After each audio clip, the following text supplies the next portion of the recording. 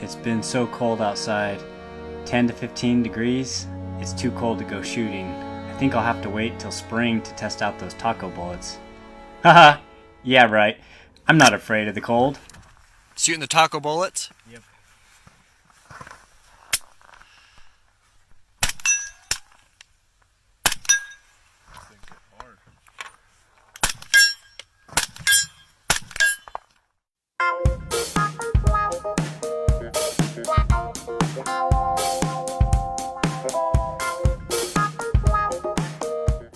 Today, we're making the good stuff with the taco mold, also known as the NOE 310-225RN and the grooveless version, the NOE HTC 310-225RN.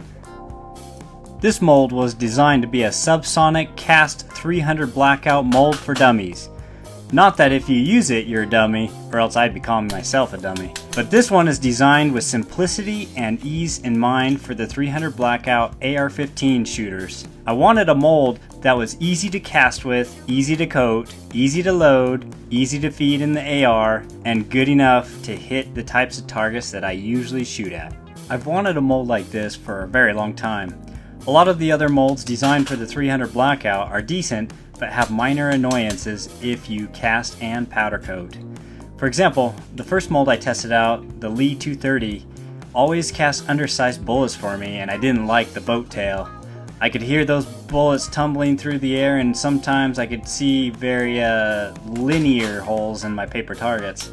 Some of the other ones actually shoot very well when traditionally lubed and fit the chamber very well, but all those have long bore writing sections of the nose, which, when powder coated, make the nose too thick and jam into the lands, requiring them to be seated quite deep.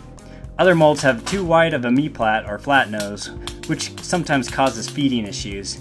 I drew up this mold with a round nose, no bore writing section, no boat tail, and a slight taper going from the nose to the top driving band. The tapered section was a suggestion from Ian, one of the NOE forum users. We decided that was a great idea and decided to implement that suggestion. Now that these little pills are all cast up, we're going to dry them real quick with the junky towel gently before we powder coat them. Now after you've cast up some pretty awesome bullets, it's totally okay and not strange to fondle the bullets and admire your work.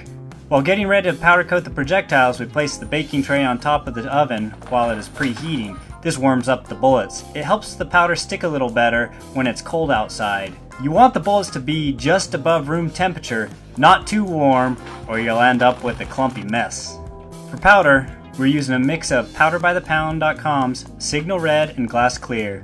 I like to shake off excess powder and also make sure that the bullets aren't stacked on top of each other to avoid the powder coat boogers where possible. I like to do this especially with my rifle rounds where accuracy is a little bit more important. After I bake the bullets for about 10 to 12 minutes, I like to give them a quick shake to break the bullets apart before water dropping them. Water dropping helps to regain back some of the hardness that was lost while baking, and it instantly cools the bullets, which means no waiting time. And once again, it's totally normal to fondle the bullets.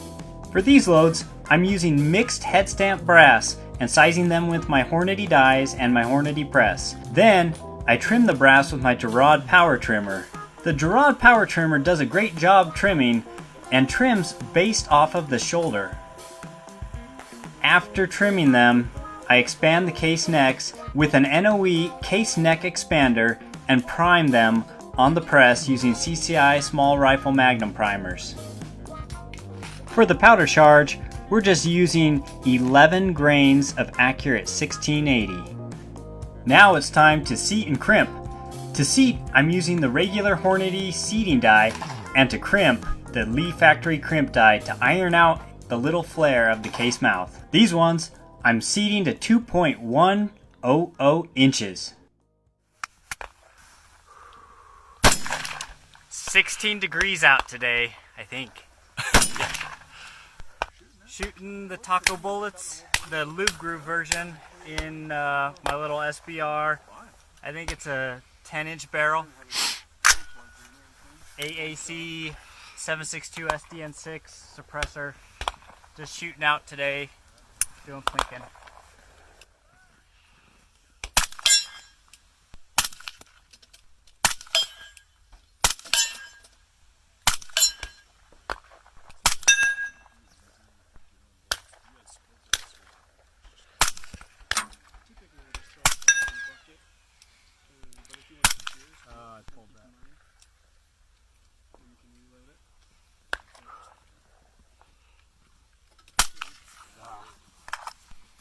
I'm so shaky nowadays.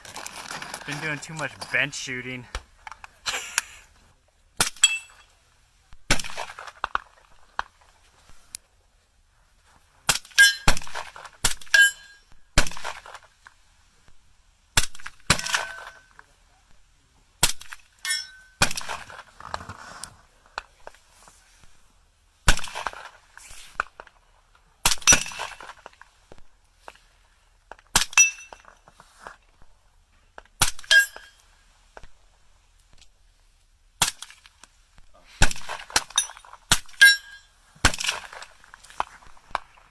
My glasses are fogging up.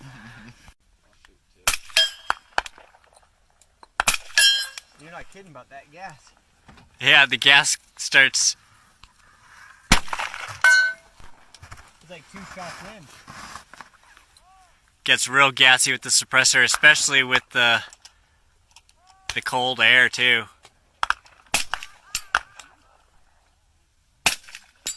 There you go.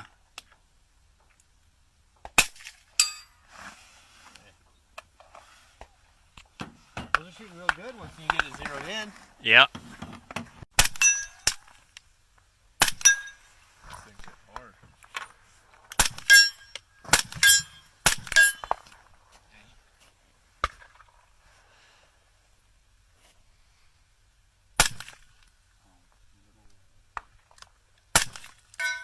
I'm shooting through the chains for the second target behind it.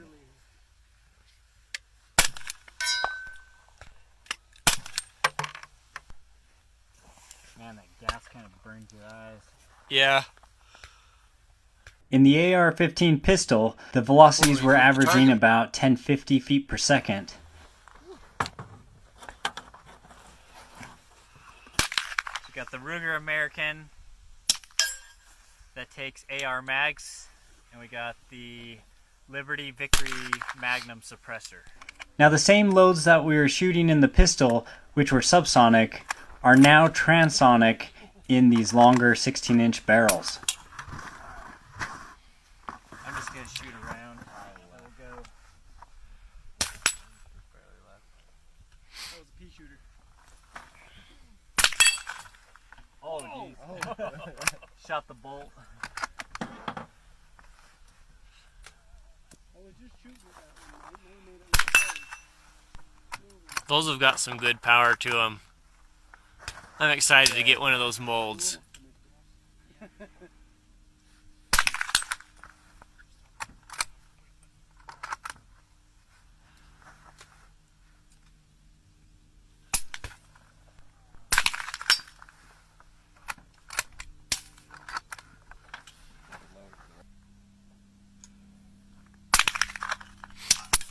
Got it.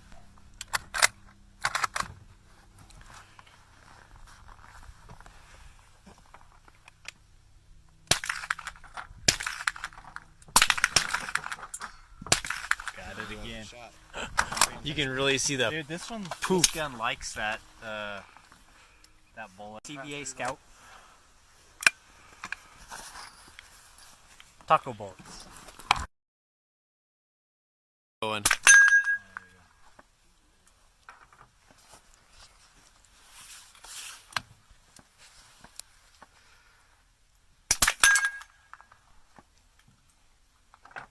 Yeah, because it was shooting a little bit high at the first range.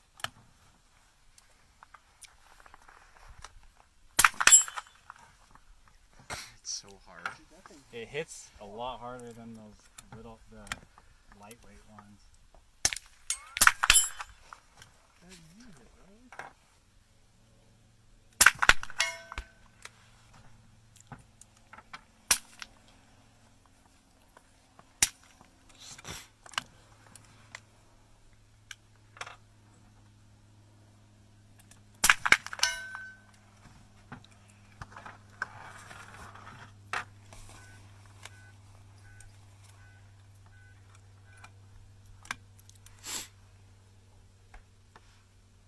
Aim at that pink one. Someone hit the pink one. Is that you? Okay.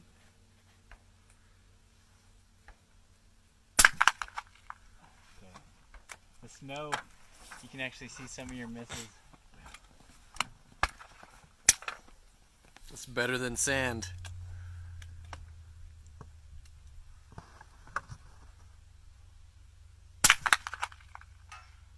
Got it. And what do you call it when you have 4 to 5 shooting buddies all shooting suppressed 300 blackout bolt action or break action rifles with taco bullets? A quiet taco party, of course.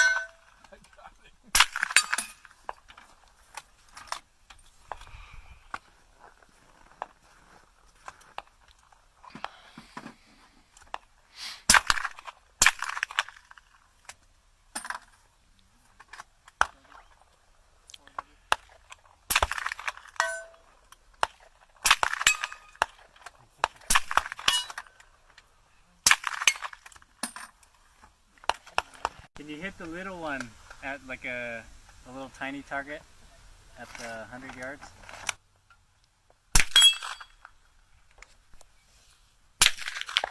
Oh, right under.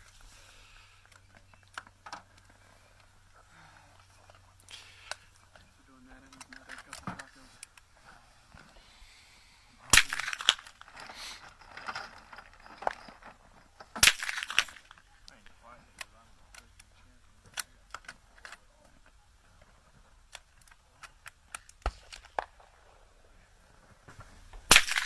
Got it. Oh, nice.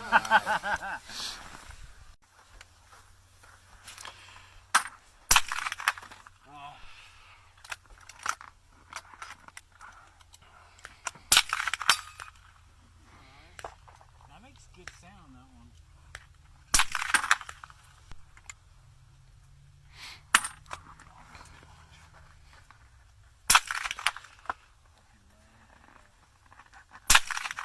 Oh, flip it around. I was about to pull the trigger on that.